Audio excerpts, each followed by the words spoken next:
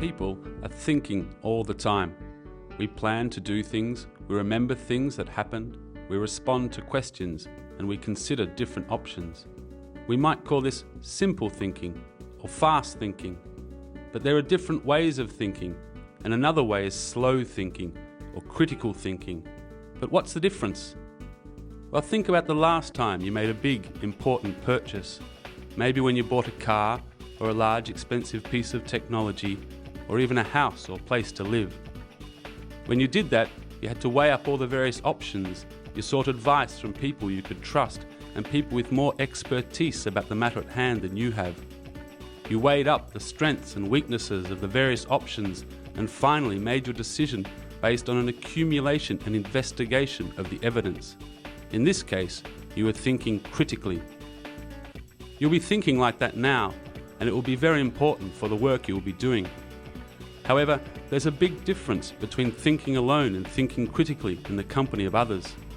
Some of the other people in the group will hold very different views to yours. Some will claim to know a great deal. You are also likely to hear presentations from external people or explore websites or read documents prepared by experts who claim to have expert knowledge. So how do you know if you are thinking critically? Here's one strategy for checking if you are. Let's call it the 6 modes of questioning.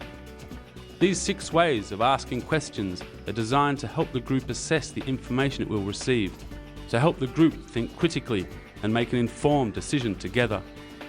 The first point is about clarity. If a statement is vague or fuzzy, you can't tell if it's accurate or relevant. You might want to ask, can you elaborate? Can you give me an example? Can you be more specific?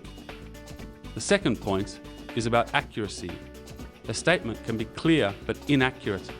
You might want to ask, is that really true? How can we verify that?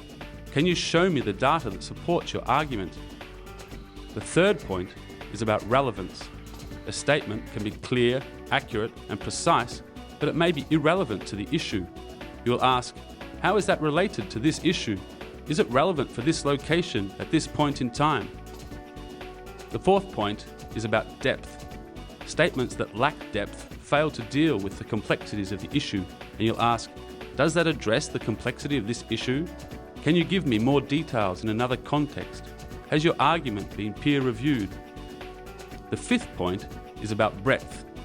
An argument that considers only one viewpoint but ignores other perspectives lacks breadth. You might want to ask, what other points of view might we be missing? What do others say about this? Who has reviewed this argument and offered a contrary viewpoint? And the last point, the sixth point, is about logic. If a combination of thoughts is mutually supporting and makes sense and the thinking is logical, you might want to ask, how is it possible to be both X and Y? Do those two statements contradict each other? You've said A, but also B, but both do not seem possible.